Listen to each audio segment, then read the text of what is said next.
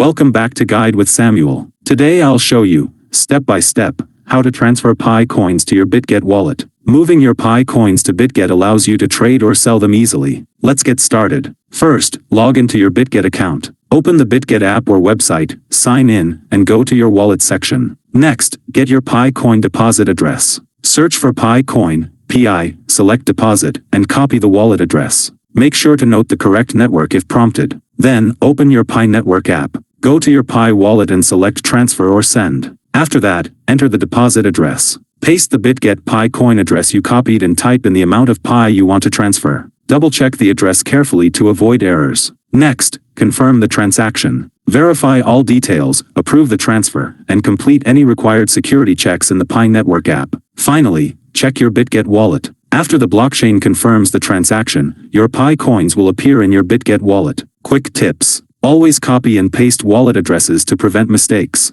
Start with a small test transfer if this is your first time. Keep your transaction ID handy for tracking or support purposes. Transferring Pi coins to Bitget is simple and secure when you follow these steps carefully. If you found this helpful, don't forget to like and subscribe to Guide with Samuel for more helpful tutorials. Thanks for watching.